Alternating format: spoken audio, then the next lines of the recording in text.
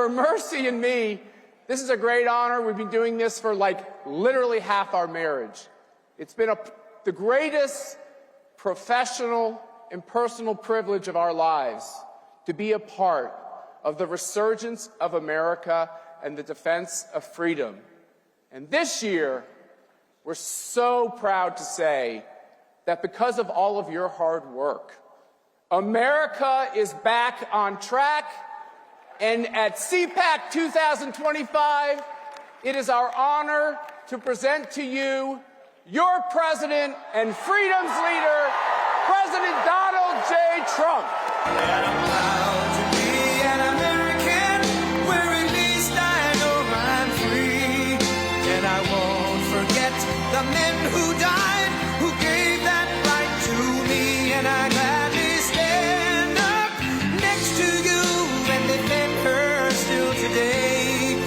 'Cause there ain't no doubt I love this land. God bless the USA.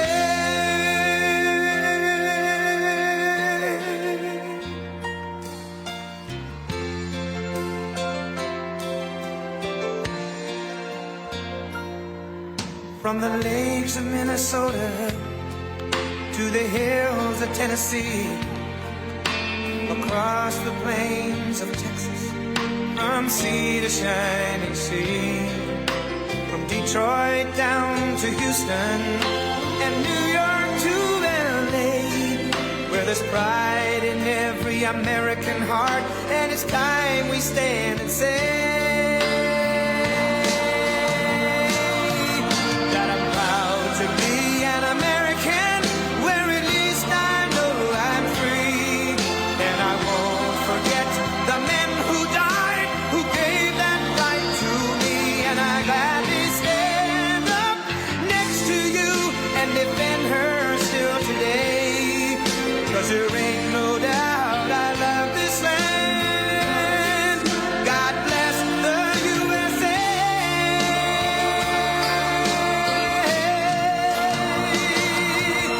And I'm proud to be an American, where at least I know I'm free. And I won't forget the men who died, who gave that right to me. And I gladly stand up next to you and defend her still today. 'Cause there ain't no doubt I love this land. God bless the USA.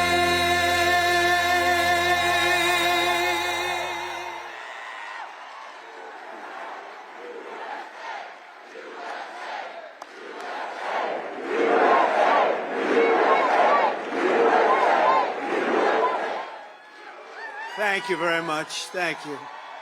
Thank you. And a very special hello to CPAC. It's been a long time. We've loved being back, and it's hotter than ever. This place is packed. You got to see outside. They don't know what's happening. They have no idea what's happening. And a friend is here from Argentina, and a friend is here from Poland. Stand up.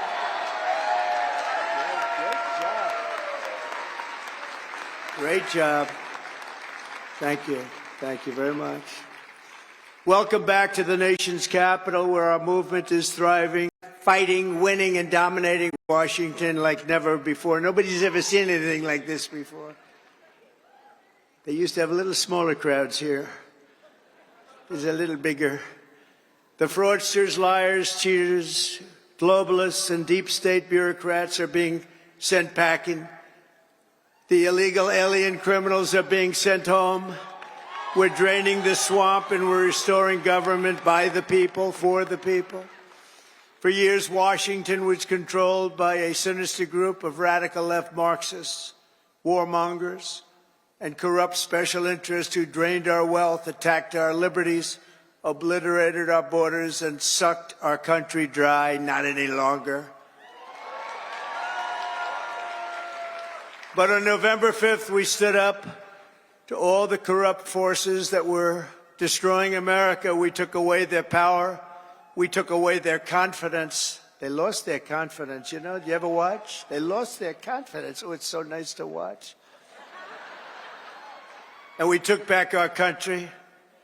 And we must be doing something right because we've got the highest poll numbers that I've ever had and that any Republican president has ever had.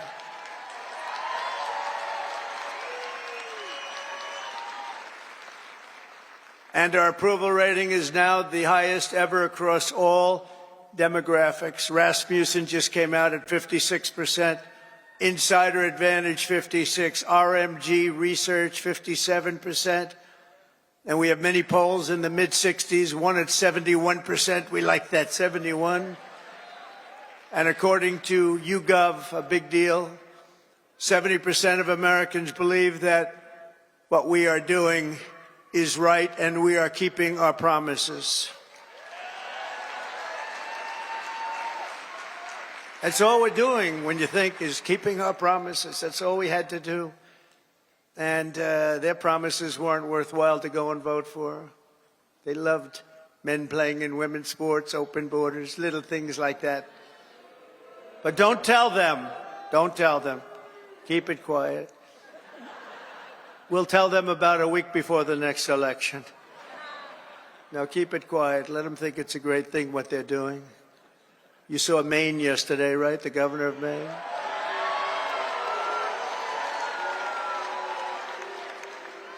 She's fighting to keep men in women's sports. You ever see what happens to a woman when a woman boxes a man who transitioned to womanhood? Did you ever see what happens?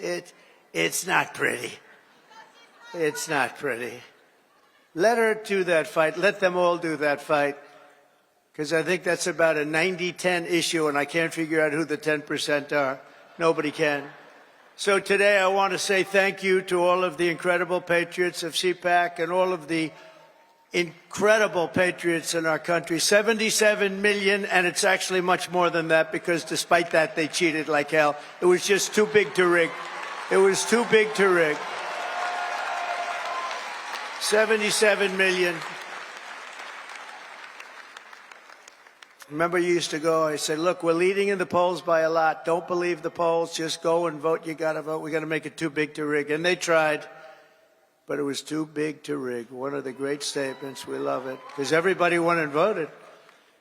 We fought through hell together, but in the end, we achieved the great liberation of America. We're liberating our country right now. We're doing all these things that you're reading about. We're liberating our country. I first spoke to this gathering 14 years ago, and I won your straw poll. I didn't know anything about a straw poll. They took this big straw poll, and I won by like 27 points. And I figured, you know, that's good. Maybe I should keep doing it, and I did. And I became president. Isn't that great? Who would think? Who would think? But he became president, too. He's a MAGA guy, too. Make Argentina great again, right? Make Argentina great again. I kept hearing about this man. I kept hearing about this man in beautiful Argentina, and it is beautiful, but boy, did it have inflation. Inflation made it less beautiful. I hear you're doing fantastically. We're very proud of you, actually. And make Argentina great again. Thank you very much. Great honor to have you. But now it's my honor to address you for the first time as your 47th President of the United States. Great honor.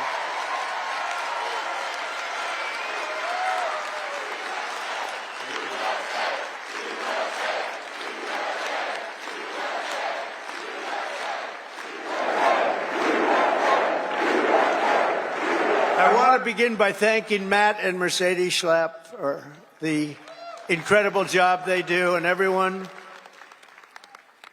they put together. They put together an amazing team, the American Conservative Union, for organizing this event. You have some big players here. Senator Ted Cruz, Eric Schmidt, Jim Banks of Indiana. Where's Eric? Where is Eric? Is it? Hello, Eric. You can see Eric anywhere. If he's right in the back of the room, he stands up. They're all good. These are great people. Representatives Riley Moore, James Comer, Harriet Hagerman, Byron Donalds, our great Attorney General. She's going to be great. Pam Bondi.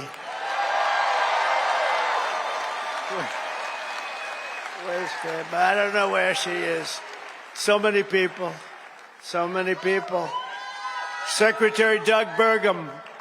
Secretary Chris Wright. Oh, he's going to get that energy out of the ground. Secretary Scott Turner. Our next ambassador to the United Nations, Elise Stefanik, who just gave a great speech, by the way. A very good friend of mine. Is this guy central casting, though? Tom Homan. Is he central casting?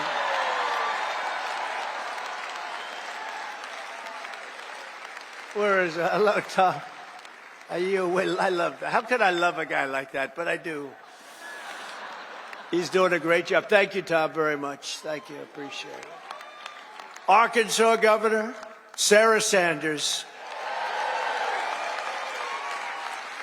Thank you, Sarah. Thank you. And Pennsylvania Attorney General Dave Sunday. I love that name. We're also honored to be joined by President Duda of Poland, who's a fantastic man and a great friend of mine. And we got 84% of the Polish people that voted for her, so you must be doing something right, huh? Hanging out with Trump. And again, President Milei of Argentina. Thank you very much. Thank you very much. What a great guy. And the Prime Minister of Slovakia, Robert Fico. Robert. Thank you, Robert. Thank you. Nice to see you. The leader of the UK Reform Party, who, by the way, did really well in that last election. I've been his friend for a long time, and I wasn't sure, am I supposed to be his friend or not? But it never mattered to me if he did well or not. I always liked him, but it's easier to like him when he got the kind of votes he got. He really took it by storm, and they say he's going to do even better this time. Nigel Farage. Where is Nigel?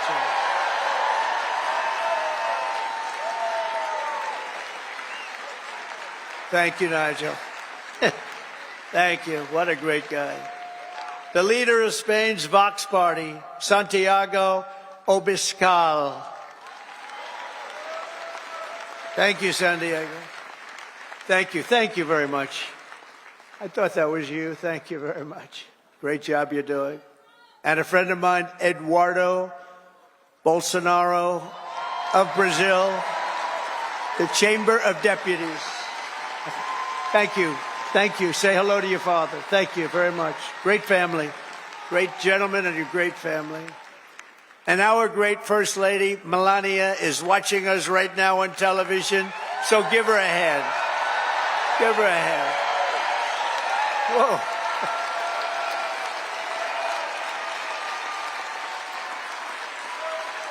Thank you. Thank you. Oh, she's going to be happy. That's so nice. We love our First Lady. Everybody does. With the help of so many incredible supporters here today, we're going to forge a new and lasting political majority that will drive American politics for generations to come. I think we're going to do fantastically well in the midterms. You know, in theory, the one that wins the presidency does not do well in the midterms, but I think this is going to be a change. We're at a level, I don't think we've been at this level maybe ever as the Republican Party. We're a bigger, better, stronger party than ever before. More people in our party than ever before. But the people have given us a resounding mandate for dramatic change in Washington, and we are going to deliver it. We're going to use it, and we're going to make America great again by using it. So it's going to be something. But think of it, at the presidential level, we won the popular vote by millions and millions of votes. We swept all 7 swing states, Michigan, Wisconsin, Pennsylvania, North Carolina, Georgia, Arizona, Nevada. all by great margins. We won 85% of all of the counties in America. That means that map was red. Did you ever see the map? Did you see the certified map? Where is it? I want to see a certified map. It's all red. You can hardly find the blue. Think of this. They won 525 counties, and we won 2,600 counties. It's the biggest margin ever recorded. And incredibly, for the first time ever, all 50 states shifted toward the Republican Party. It's never happened before. So it was indeed too big to rig. We won the largest number of African-American votes in Republican history, by far. We won the largest number of Hispanic-American votes, any Republican ever. Hispanic Americans, we love you. The energy, the brilliance of Hispanic Americans. We won all of the cities and towns along the Texas border, whereas before I ran, we won none. We never used to win any. I got a call from our great governor of Texas who said, President, you just won every single town along the Texas border to Mexico. I said, oh, is that good? He said, it hasn't happened since Reconstruction. I said, define Reconstruction for me. He said, that means essentially the Civil War. That's a long time. But that was when I first heard about it, actually. Our party has become the proud voice of hardworking citizens of every race, religion, color, and creed. And I think one of the main reasons, not that we're conservative or not that we're anything else, we are the party of common sense. It's about common sense, right? It's all about common sense. Over the past month, we've confirmed an all-star team of warriors, patriots, visionaries, and put the America First agenda into action. I see Doug Burgum sitting right over there. I tell you, he was so good. I looked at him. I said, I got to have him here. I got to have him. He was a great governor. He's involved with a little thing called energy. He's got the Department of Interior, and Chris Wright has the Department of Energy. So Chris has no energy, and Doug has all of the energy. Chris has more interior, but he doesn't have. So I merged them. So now you have an energy guy, and you have the guy with all the energy, and you're going to drill, baby, drill, aren't you, huh? Drill, baby, drill. And Catherine, stand up. His wife is incredible. She is such an incredible woman. Incredible woman. You got very lucky, Doug. It's good to be successful, isn't it, Doug?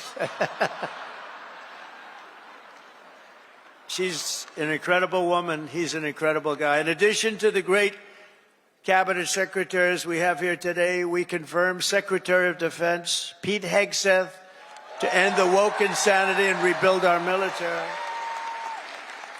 Pete is fantastic. Thank you. To stop the weaponization of federal law enforcement, I know about that, I think, better than any human being on earth. This week, we swore in a new director of the FBI, somebody that everybody wanted, Kash Patel.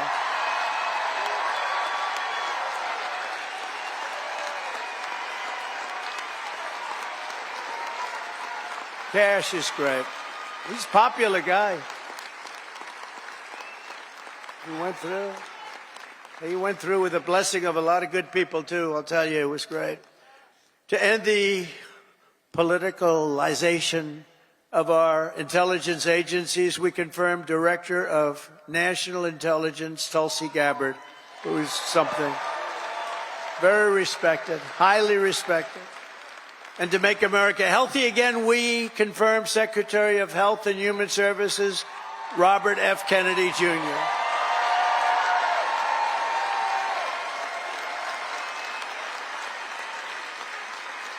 Great guy. We need him. We need him. You know, there's a number on autism as an example with children, autism. And you go back 15 years, it was from 10 to 20,000. You had like 1 in 10 to 20,000 Some say 10, some say 20, but it was in that vicinity. That's a big vicinity. Now it's 1 in 36 babies have autism. 1 in 36. Think of it. It was 1 in probably 20,000 people. Now it's 1 in 36. There's something wrong. Something's wrong, and Bobby is going to find it. Working with Dr. Oz, by the way. Working with Dr. Oz.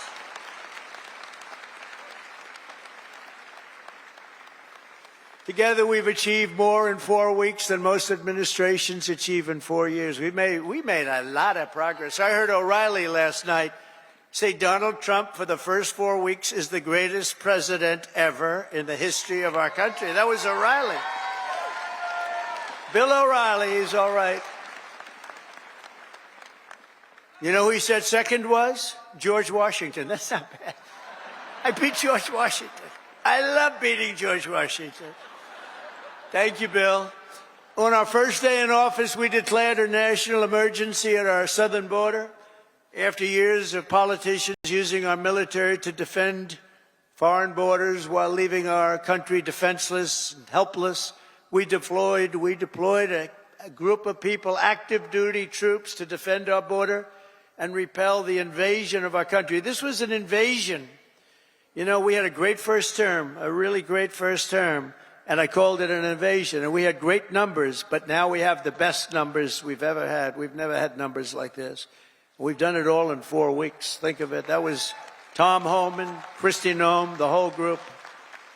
On day one, I ended catch and release. I reinstated remain in Mexico, and I signed an order that will end birthright citizenship for the children of illegal aliens. Because it wasn't meant for these children. It wasn't meant for people that escaped or invaded, came into our country illegally. It was meant for the children of slaves. Because when it was done, many, many years ago, it was during a very tough period in this country's history, and that was meant for the children of slaves. I wish people would understand that so they could get this thing approved, and we don't have millions and millions of people coming into our country, and they shouldn't be here. This week, I also canceled temporary protected status for migrants from Haiti. They're pouring into our country. Pouring in. If I weren't elected president, there'd be nobody in Haiti anymore. They were pouring in at levels from other countries too, all over Africa, the Congo, all over South America. And they were coming in from prisons and mental institutions and insane asylums, jails, and gang members. And you have to see gang members, drug lords, people that are drug addicted. They were sending them all into our ridiculous and very stupid Biden open border. Our border czar was Kamala. Haven't said that name in a while. I haven't said that name. No, I haven't said that name in a while. Kamala. I'll bet nobody knows her last name. Nobody ever knows her last name. Even during the campaign, you'd have to say Kamala. It's strange, you know, a little different name. Kamala, because her last name was Harris. I used to say Senator Harris. Nobody knew who the hell I was talking about. So I had to go Kamala. But think of it, I was beating Joe badly, really badly, and they changed him. I'm the only one that ever had to beat two people.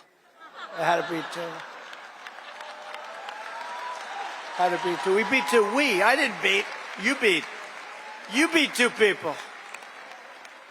No, he was doing badly. That's like the great Dana White. He has a fight, and one guy's doing really badly, so when they take him out, they put another guy in the fight, the same guy that's... I had that. Never happened before. A lot of things we do never happened before. Do you ever notice that? We're the first in everything. So we beat two candidates. They said, who do you run against? Well, we ran against Biden, and we ran against Kamala Harris. But illegal border crossings now have plummeted by almost 100%. The border czar never called the border, never called the great people of the border. They have unbelievable... I called them so much they couldn't take my calls. They hated me. But then they became to love me. You know why? Because the border people want to have great borders. But you have to call them on occasion. How are we doing today? Pete, how are we doing? You have to call. And we called the right guys. I became friends. You know, the Border Patrol endorsed me. And these people, you have no idea. They weren't supposed to, because you're not supposed to do that. I don't think you're allowed to do it. Actually, they did it anyway. They said, this is crazy. But these are great people, and ICE, and our general law enforcement, and by the way, our great, great firemen and firewomen, too.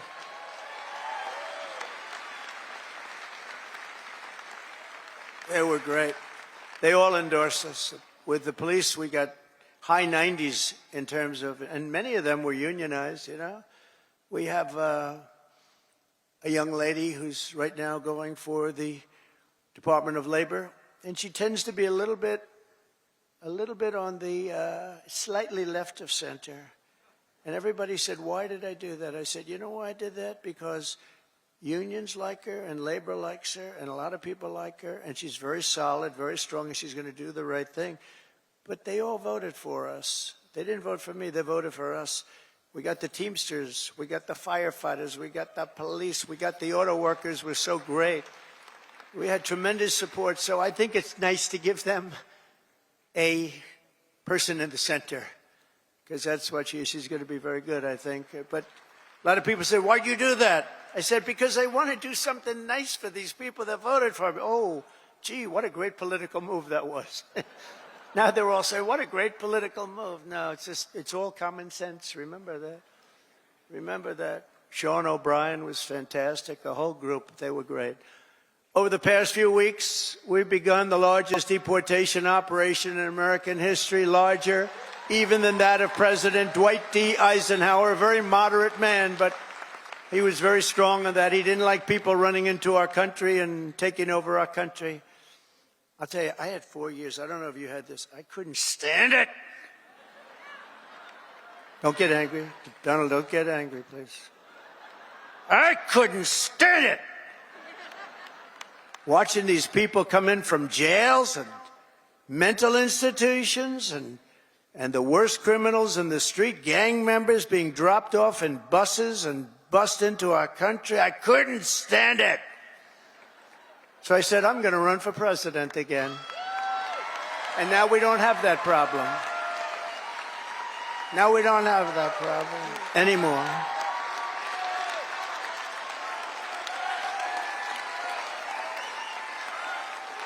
We don't have that problem anymore. We now have the best border we've ever had. And by the way, if they can ever find my world's favorite chart ever in history, I'll show you what it was when I left. And now it's even slightly better. Can you drop that chart, do you think? I don't know. I never tell them about this, but they used to drop it like magic. If they can, they'll drop it. Who the hell knows? But it's my favorite chart. My favorite chart in history. We're liberating communities like Aurora, Colorado, and Springfield, Ohio, that have been occupied by illegal alien criminals from all over the world. We're rescuing the Americans whose jobs have been stolen, whose wages have been robbed, and whose way of life has been absolutely destroyed. And under the Trump administration, our country will not be turned into a dumping ground. We're not going to do it.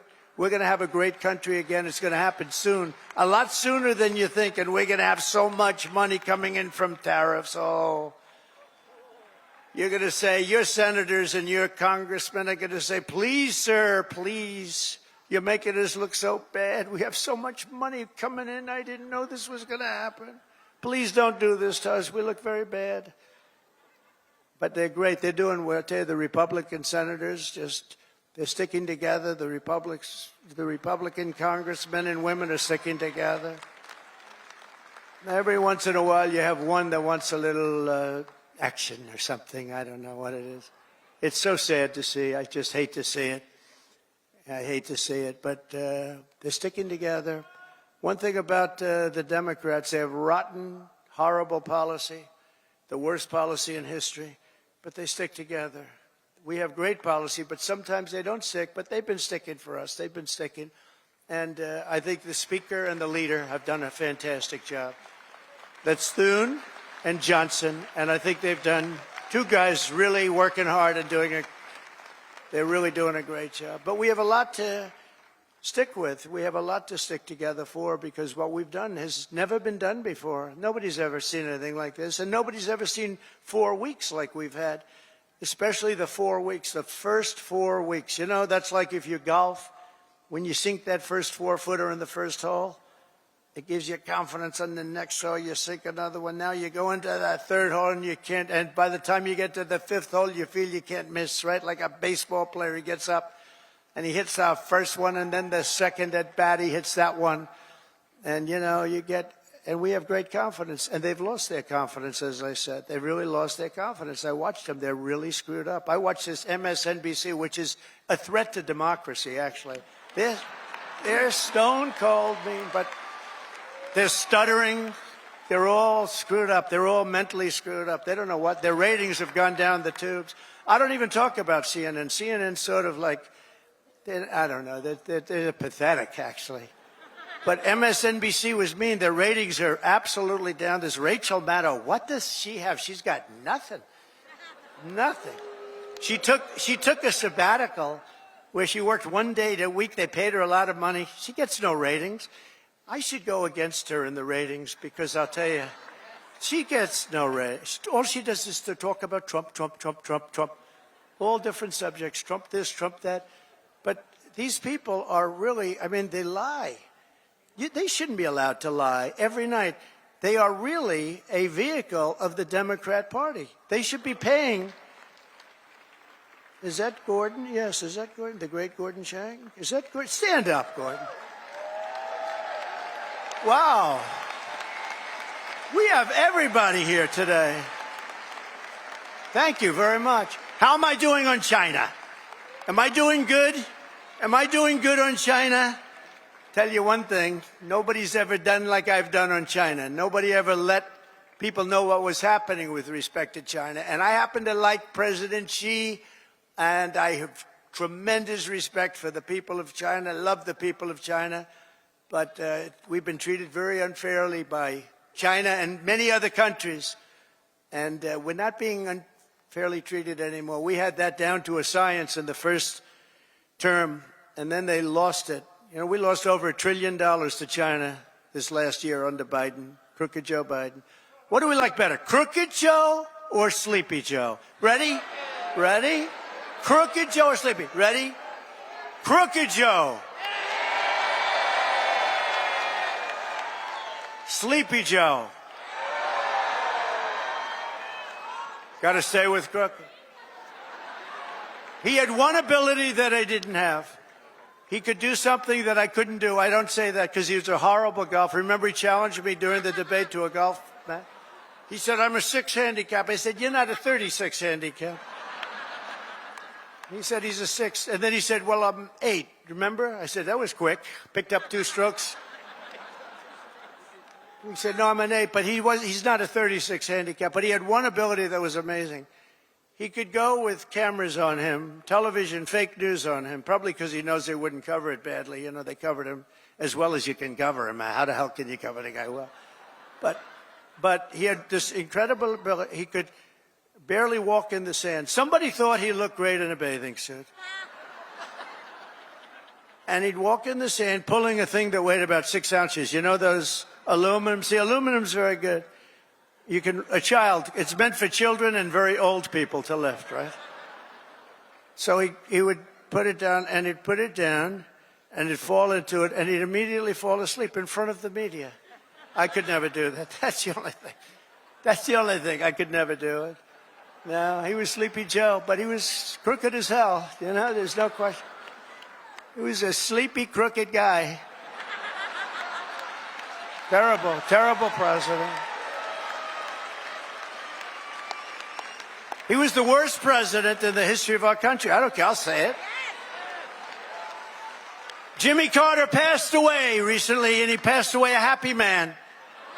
He was a happy man when he passed away because he said that it's not even close. Joe was the worst, and believe me, I have to clean up the mess. I'm cleaning up the mess, and it is a mess on the border with inflation. Could go over every single thing he touched turned to shit, okay? Everything. It's true.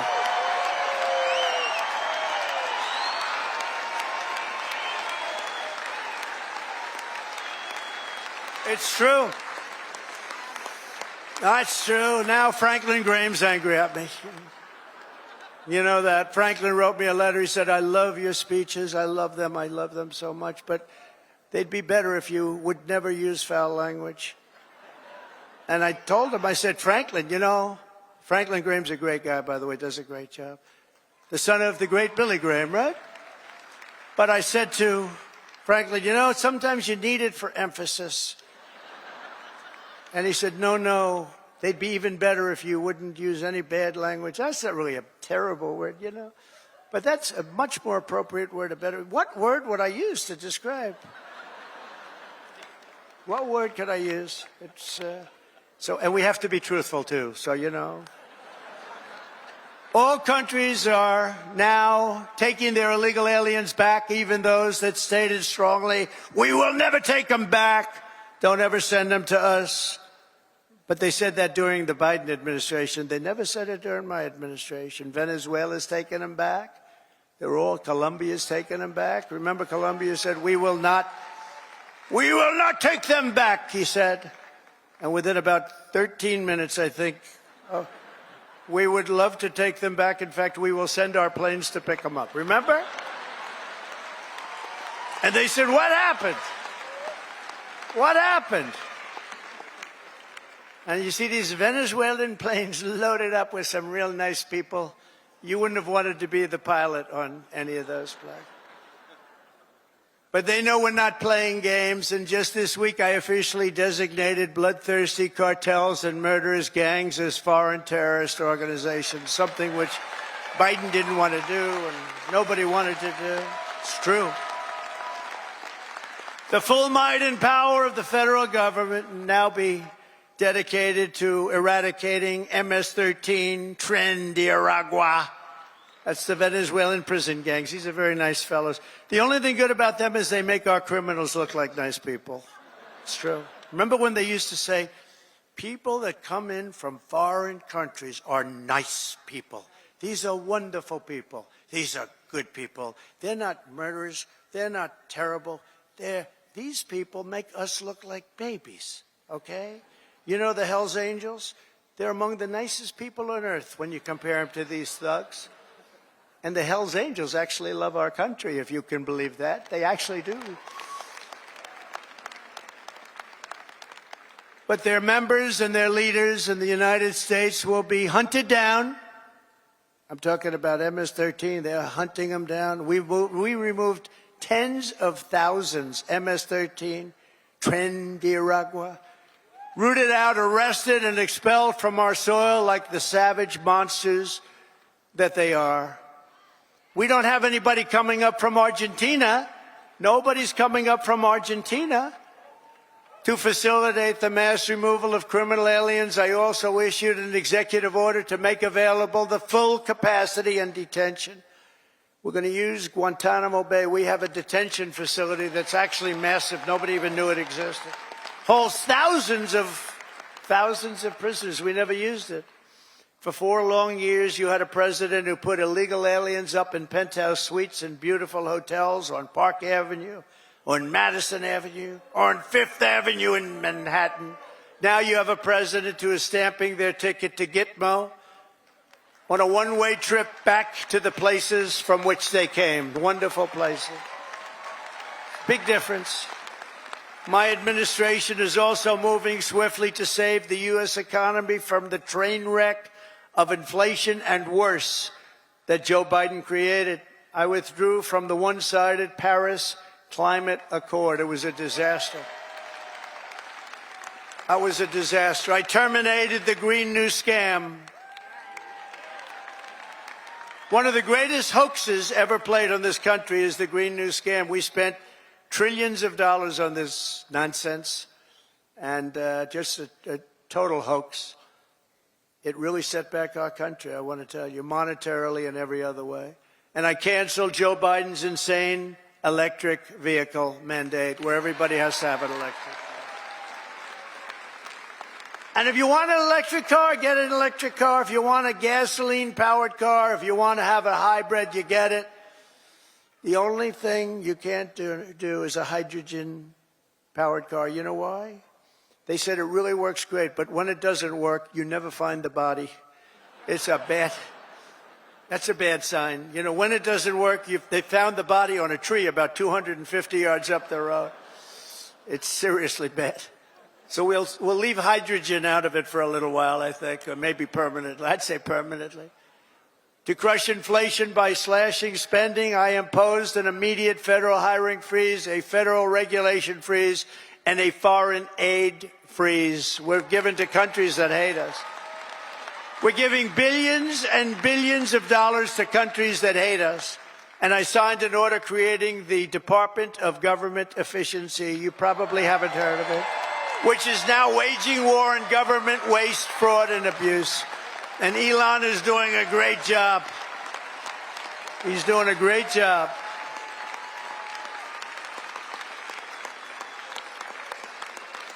We love Elon, don't we? It's that guy, he's a character. With his son X. We love X. He's the only one can get away. His son's really named X. He's the only one can get away with naming his son X. If we ever did it, they'd say, you're crazy. But he's great. He's doing a great job, and he doesn't need this either. He doesn't need it, but he wants to see, you know, he's a patriot. People said, well, what official position does he have? I said, patriot. Oh, they didn't know. They said, that was good. He's a patriot. Here are some of the flagrant scams that, as an example, they've spent money on and we've been able to recapture for a large dose of it at least. $520 million for a consultant to, think of it, $520 million. $520 million. You know, when I hire consultants and they just take advantage of me, it's a horrible thing to watch. And I give them $25,000. I feel I'm overpaying. These guys got $520 million. Environmental, social, governance, and investments in Africa. $25 million to promote biodiversity, conservation, and socially responsible behavior in Colombia. This is Colombia, South America, not Columbia University. Of course, that might be worse, actually, based on their actions. $40 million to improve the social and economic inclusion of sedentary migrants. Nobody knows where. Who are they? Where do they come from? Just sedentary migrants. Nobody even knows what a sedentary migrant is. If they were sedentary, they wouldn't be a migrant, right? They wouldn't move. No, they wouldn't move. They'd stay in the same place. Right, Doug? $42 million for social and behavior change in Uganda. $10 million for Mozambique medical male circumcisions. Why are we going to Mozambique to do circumcisions? It's a lot of money. $14 million for improving public procurement in Serbia.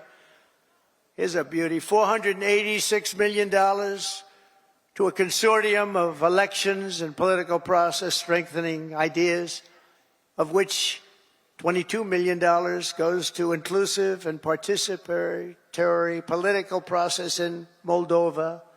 $29 million goes to strengthen the political landscape and help them out so that they can vote for a radical left communist in Bangladesh.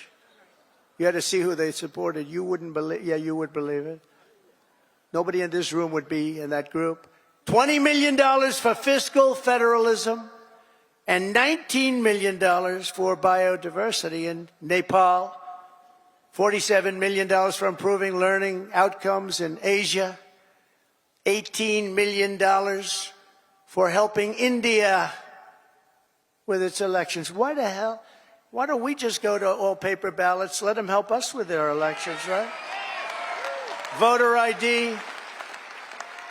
Wouldn't that be nice? We're giving money to India for elections. They don't need money. They take advantage of us pretty good. One of the highest tariff nations in the world. We try and sell something, they have a 200% tariff, and then we're giving them a lot of money to help them with their election. $32 million for the Prague Civil Society Center, $14 million for social cohesion in Liberia, $9.7 million to develop a cohort Cambodian youth with enterprise-driven skills. Think of that. Millions of dollars for sex change operations in Guatemala, $20 million for Sesame Street in Iraq. They put on a little play on the street. $20 million! You could do it on Broadway and have $19 million left over. No, it's a scam. They get kickbacks and all sorts of things. It's a scam. Who ever heard of it? Think of it, $20 million Sesame Street, a play. We're also uncovering outrageous incompetence and fraud in the Social Security. We have, look, let's assume that people, generally speaking, in our case, and everybody in this room, we're going to all live way over 100, but this is a little ridiculous because not too many people are going over 100. Everybody, hopefully, in this room will. But there are in the Social Security ranks and files. And what we're doing now is finding out, do they get paid? Do they get paid?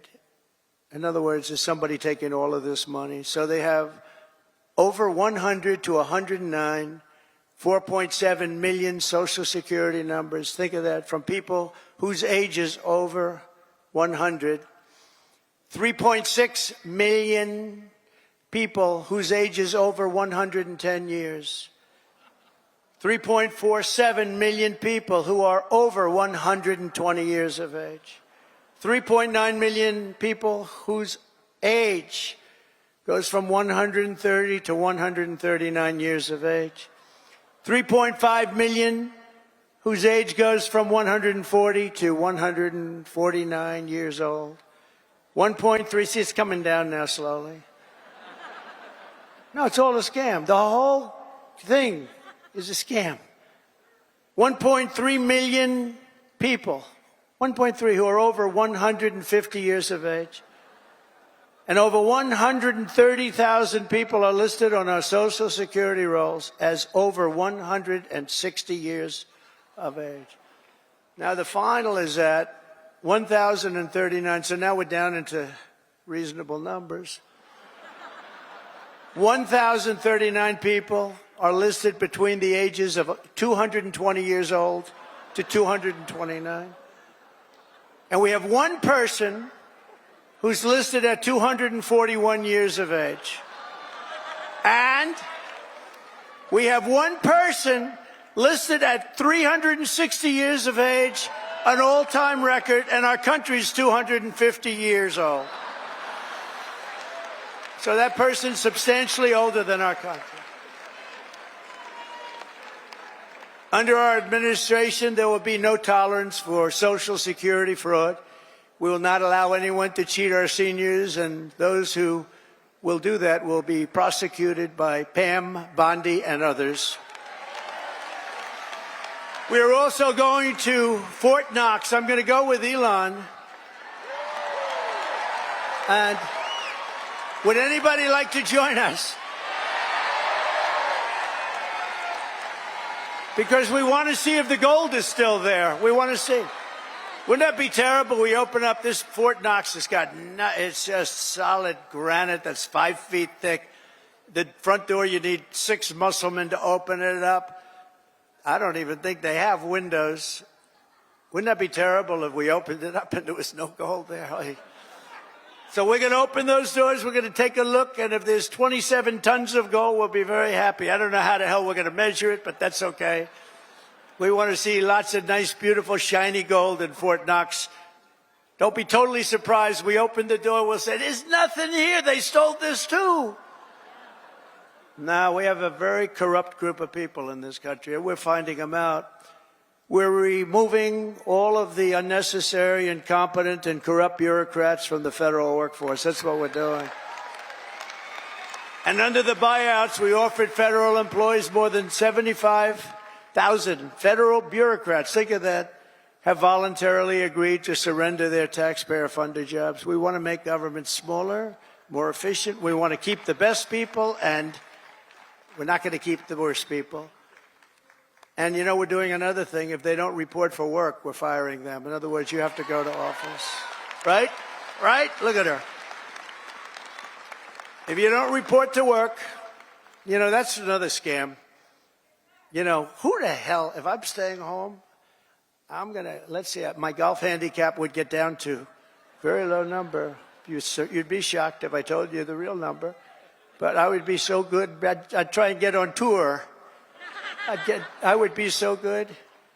I'd call up, I'd say, listen, I'm really working here. Where are my clubs? Where are my clubs? Either that or, in many cases, they have second jobs while they're getting paid by us. So one of the reasons they're leaving is because they don't want to have to show that. And we're demanding to see that information. How many jobs have you had? Who paid you while you were working for the government? And we are demanding that people, if they work for the government, they have to show up and sit in an office and do their job, right? And we've also effectively ended the left-wing scam known as USAID, the agency's name. Has been removed from its former building, and that space will now house agents from Customs and Border Patrol. Beautiful. And at the ultra-left CFPB, which was terrible. So many people have been hurt by that. I used to get calls from lending officers, from owners of small banks, and they were almost crying what they did to those people. They destroyed them, put them out of business. It was established by Elizabeth Pocahontas Warren. Does anyone know? Remember the Pocahontas scam? I'm an Indian, therefore I'm entitled to be a senator. I'm an Indian. She said, could we see proof of that, please? She said, well, the only proof I have is my mother said I have high cheekbones. Oh, that's no good, right? Remember she went out? I really spooked her, I tell you. Remember she went out, she couldn't take it anymore. She was calling her Pocahontas, Pocahontas. Everyone knew she was not an Indian. I had more Indian blood than her, and I have no Indian blood. I'd be honored to, but I don't have any, but I had more than her. Do you remember she went out and she had a blood test? And it came back and she was so happy because it said 1,024th. That means everybody in this room had more than her. But because there was even a scant, in other words, 1 million years ago, something could have happened. And she was so happy that she released it and she got killed. That was the end of her presidential career. She does not like me very much. But she's a very angry person. Do you notice the way she is? She's always screaming and she's crazy. These people are crazy. The radical left is meaner. Yes. I don't know what it is, Doug. They're meaner than us, aren't they? We're like normal people. We're smart. We get our word, but we don't go crazy. Of course, they'll take my little rant from 15 minutes ago, the fake news. He lost control on the stage. He lost control. And they'll have me screaming, having to do with Franklin, poor Franklin. He lost control of the stage. Oh, these people are bad. They are really sick, too. I don't get it. You think they'd want to love our country. They have no ratings anymore. Nobody listens to them. Nobody believes the fake New York Times. Washington Post is doing no business. They're losing all their business. Nobody believes them.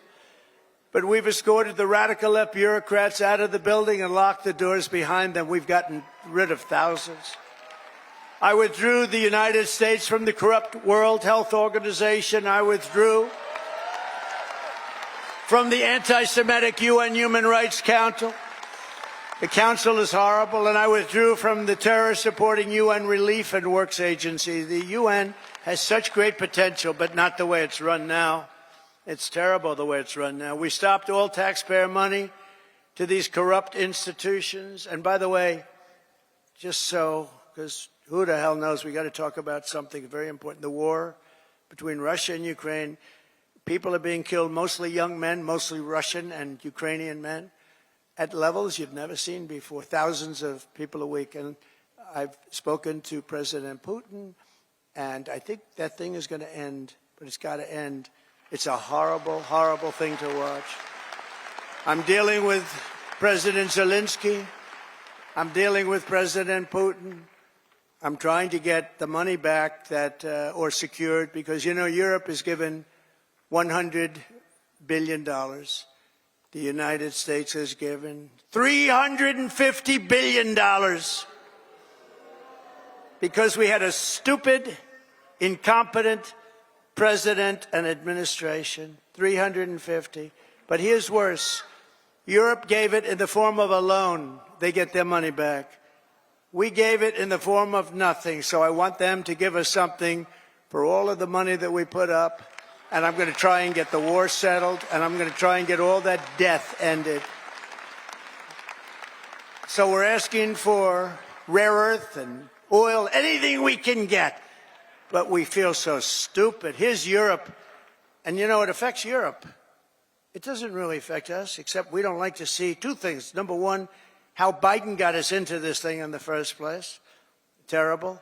But why is it that he didn't ask for equalization? Europe should put up more money than us. But even if you said the same thing, how come we went so far out front? And he didn't know that Europe gets his money back. They did it in the form of a loan. We don't get our money back. We get nothing. So we're getting our money back. We're going to get our money back because it's not fair. It's just not fair. And we will see, but I think we're pretty close to a deal, and we better be close to a deal, because that has been a horrible situation. It would have never happened if I were president. And by the way, October 7th, Israel would have never happened if I was president, too. It would have never happened. Iran was broke. They had no money for Hamas or Hezbollah. They had no money to give. Everybody knows that. Jewish people in the audience know that. Iran was broke. They were not giving money around. And when I got out, they took all the sanctions off Biden, and Iran became rich very quickly. With oil, you can become rich very, very quickly. And the rest is history. What a horrible thing. Even though the hostages are coming back, I saw it this morning where we got 6 more back. Biden got none back, by the way, just so you understand. None. 0. He would have never gotten any of them back. But they're coming back in pretty bad shape. It's a horrible thing, and many are dead. Many are dead. So we'll see how that all ends up, but it's a horrible thing. But I just want you to know we're working on that. That's a very big part of it. And I don't like talking about it because we're in the middle of negotiations, but it's a very, very sad, it would have never happened. There was no way. Russia was never going to go in, and they went in because of a lot of reasons, and so many people are dead. Far more people are dead than you're reading about. You know, when they blow up all these cities, all those cities they look like demolition sites. Every single building is down. All of those beautiful golden towers that are 1,000 years old, they're lying on the ground in smithereens, blown to smithereens. There's nothing left of them. They're just lying on the ground, never to be rebuilt again, not possible to rebuild them again. And all of that heritage is gone. People have done a really horrible job. That would have never, if I were president, 0 chance that a shot would even have been fired. It wouldn't have happened. So sad. To further turbocharge our economy, we have launched the most aggressive deregulation program in any nation's history. And we're also going to be seeking the largest tax cuts in American history. Again, we brought them down, as you know, from close to 40% down to 21%. Now we're bringing them down to 15% if you make your product in the United States of America. We're defending the American worker like never before, and that's why the auto workers and the union workers and the Teamsters and so many others, they supported us, the firemen, the policemen. So many others, whether they were union or non-union, they all supported us. They supported, it's called workers, and they supported us at levels that nobody's ever seen before. Weeks ago, I imposed a 10% tariff on all goods coming from China because of the fact that they're sending fentanyl into our country, through Mexico, by the way. I'm not happy with Mexico, or I'm not happy with Canada either. I imposed 25% tariffs on all foreign steel and aluminum, and I will soon impose reciprocal tariffs on any country that charges us. And by the way, the reciprocal means they charge us, we charge them, same thing.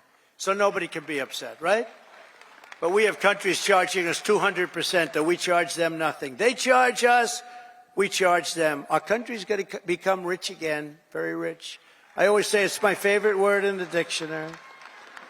The word tariff is my favorite word in the dictionary. You know, we were the richest relatively from, think of this, from 1870 to 1913. That was our richest because we collected tariffs from foreign countries that came in and took our jobs and took our money, took our everything. But they charged tariffs, and we had so much money, they set up the 1887. Think of that, a long time ago. 1887 Tariff Commission. It was a commission of very important people to determine where we should spend all of the tremendous, vast wealth that we had. We had so much wealth. Wouldn't it be nice today? Of course, now we give it away to transgender this, transgender that. Everybody gets a transgender operation. It's just wonderful. No, we give it away like to crazy things. But in those days, it was different. It was a different world. It was a different country. But we were very rich because of tariffs. And I get myself in trouble because I say that tariff is my favorite word, and the fake news went crazy. What about God? What about wife and family? What about love? I said, okay, tariff is now my fourth favorite word. I got myself into a lot of trouble with that. You can't believe it. I said, tariff is my favorite word in the dictionary, and I got killed by the fake news. So I say now, it doesn't sound good. Tariff, it's my fourth favorite word. I go, tariff is my fourth favorite word. It sounds so terrible, but this way I'm free. I write free, you know. I don't get clobbered by the fake news. But tariffs are also a powerful tool of diplomacy, and all around the world are moving quickly to bring back peace through strength. We have the greatest, I rebuilt our entire military in the first term. We left a lot of it, but very small relatively, in Afghanistan. The Taliban has it. You know, they have their parade every year where they take our military vehicles and run them up some little street, and like it's their form of a military parade, and it makes me angry when I see that. Angry. When I see that, I get angry. You know, we give them, I don't think anyone knows this, we give Afghanistan about $2 or $2.5 billion a year. Do you know that? For aid. We need aid ourselves. And I'm going to go back, and I told them yesterday, I want to look at it, but if we're going to give them money, it's okay. But I want them to give us back our military equipment that they have. They're selling it. Doug, would you take that, please? All right? Write something up. No, I want them to give back. If we're going to give them that kind of money, let them give back the military equipment, which they have. They have tanks and trucks and guns and goggles. They have goggles. They have night goggles, better than we have, brand new right out of the box. It's unbelievable. So I want to do that, and I want if we're going to pay them, I want to get that equipment back, okay? Doug can do it. He's one of the guys. He's a business guy. To him, he's sitting there saying, how the hell did this ever happen, right? Can you believe it? We give them billions of dollars, and we gave them our military equipment. Just tremendous numbers of billions of dollars worth of military, billions and billions. We have a ceasefire in Gaza, and we're joined today by several survivors of the captivity under Hamas, including Noah Argamani and Ilana Gretovsky. Wow, look at that, how beautiful. What a beautiful group of people. Wow, thank you very much.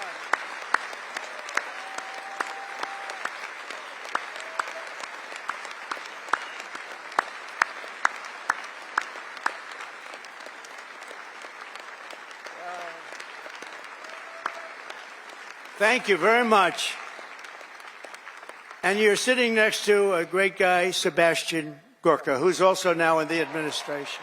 From day one, right, Sebastian? He's been a loyalist from day one. We love Sebastian. Thank you very much, Sebastian. Thank you, everybody. That's very nice. Beautiful. We're going to make it work somehow, you know. We're doing the best we can. We started. It should have never happened. That's the sad part. Would have never happened. If I were president, and I should have been, if I were president, it would have never happened. But it did, so we're doing the best we can with it. Thank you very much. Thank you. Also with us are family members of some individuals who are still hostages and we will not rest until all of the hostages have been returned back home. Some of them are coming home in very bad condition, and some of them are coming home only as bodies. They're dead. We have a lot of them coming home now. They're dead.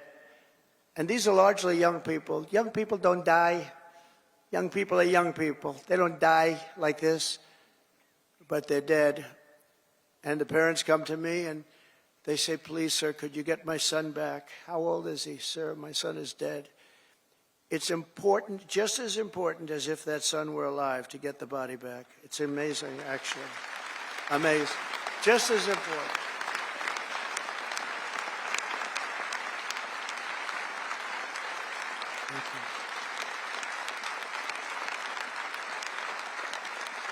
Thank you.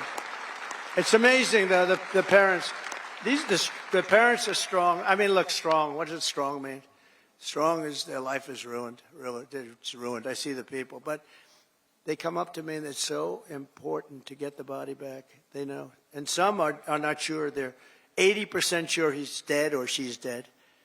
But they have that little glimmer of hope, and I say, let them have that hope, right? Let them have that hope. But getting the body back is just as important as getting the son back healthy or the daughter back healthy. It's amazing to see when I see the level of intensity and love and sorrow and tragedy.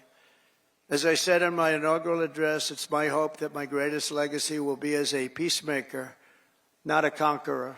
I don't want to be a conqueror.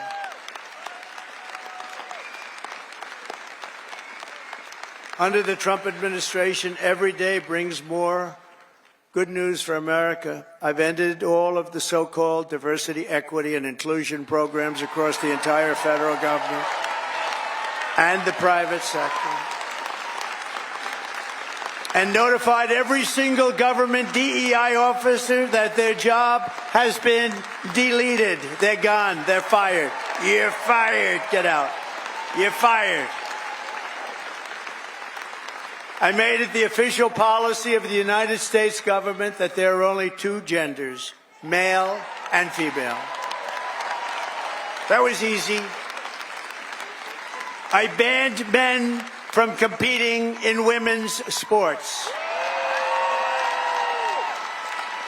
And I also proudly banned the use of, thank you. We banned the use of puberty blockers, hormone injections, and other chemical and surgical mutilation of your youth. Could you imagine making a speech like this 10 years ago? People would say, what the hell is he talking about, right? This is a sickness that came along with critical race theory and all of the other things that we had to put up with. And it's all out now, critical race theory and transgender insanity. It's all gone from our schools and from our military. And I believe it's gone, too. I think we've turned the heads of even the people that, if you can believe they're believers, I don't know if they were, but I believe that it's all gone. And I've directed the reinstatement of any service member who was expelled from the armed forces due to the COVID vaccine mandate. They will be returned to their former rank with full back pay. Full back pay.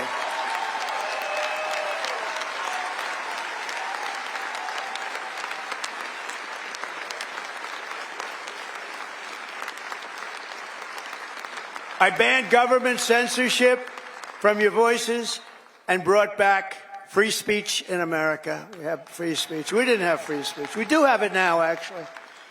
Now, this was a very vicious regime, you know. I was put under investigation more so than the late, great Alphonse Capone, one of the great killers of the world. Trump, my father would look down my mother. How the hell did this happen to my boy? This was no, I was under investigation at a far greater level than Al Capone or anybody else, probably in the history of our country. These people are sick. They're sick. They're bad people. I ended Joe Biden's weaponization as soon as I got in. I said, I'm going to hit him with the same stuff. But I ended his whole weaponization of our government and removed his hand-picked radical left Marxist prosecutors from the Department of Justice. I was so happy to do that. They weaponized government. They weaponized government. I pardoned hundreds and hundreds of Biden's political prisoners, including Christians, pro-life activists, and the J6 hostages who were treated terribly for years.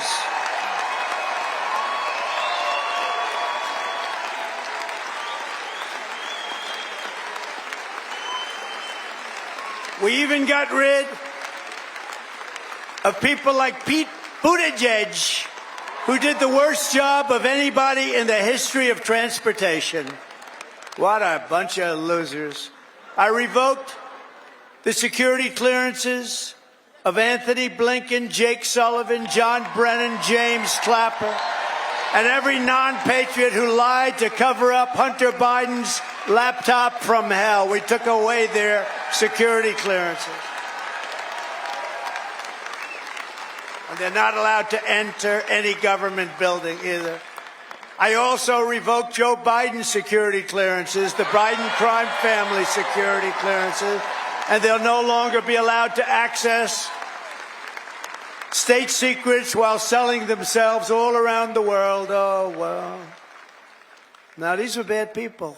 These were bad people. And I do that because this should never be allowed to happen again. What happened to me in this administration, what happened on J6, what happened on all of the things they did that were so bad, should never, ever be allowed to happen again. And on a friendlier note, I renamed the Gulf of Mexico the Gulf of America.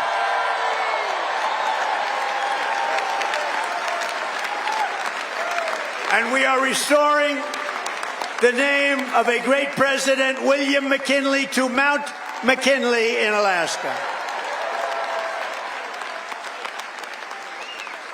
And as you know, many years ago, Jimmy Carter gave away the Panama Canal. And Panama started the process of giving the Panama Canal, by the way, the most expensive development ever in the history of our country, relatively. It would have been $1.5 trillion in today's dollars. 38,000 people died from our country building the Panama Canal. They died from mosquitoes and snakes. Think of it. They paid them 5 times their salary. They brought them to Panama, and they had a 25% chance of dying. They dug under nets so the mosquitoes wouldn't get them. But we lost 38,000, mostly men, laborers, construction workers, because it was such a harsh way to live. It was very brutal. They died. 38,000. Again, it was the most expensive thing we ever built, and they gave it away for $1 to Panama. And last year it made $5 billion. Also, it's one of the most successful projects ever built in terms of money, monetarily. And it's the 8th wonder of the world. It connects 2 oceans, with one being 16 feet higher than the other. Think of it, the Pacific and the Atlantic. Think of what that is. You're going through dikes and canals. Amazing what they did. It was really a wonder of the world. We gave it away for nothing. But we didn't give it to China. We didn't give it to China. We gave it to Panama. We're going to take back the Panama Canal.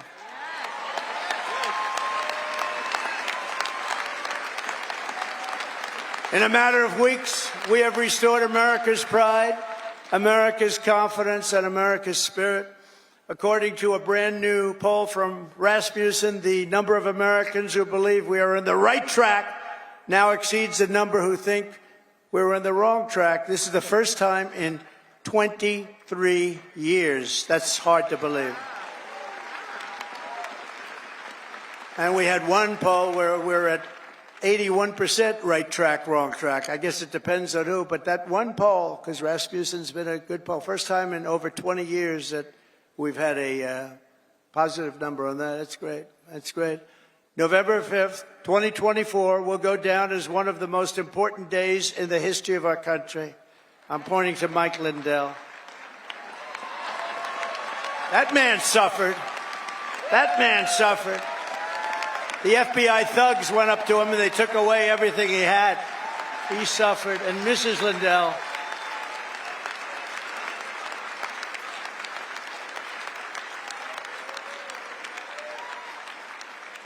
was a great guy. They went after him. It was just terrible. This was a vicious weaponization of your government. But I'll tell you, he stood up. He's all man. He stood up strong, and nothing was going to faze him. And I want to thank you on behalf of everybody, Mike. You put up with a tremendous amount.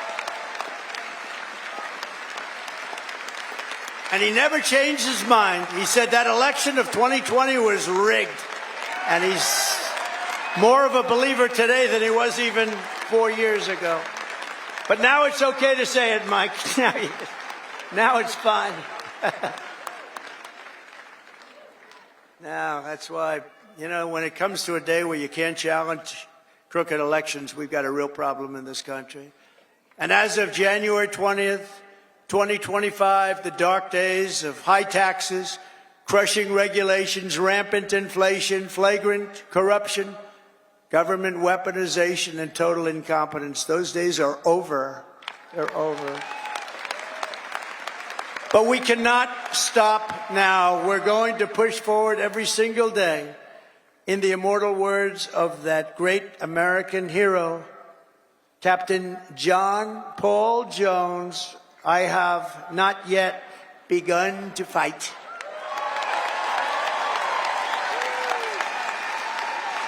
And neither have you.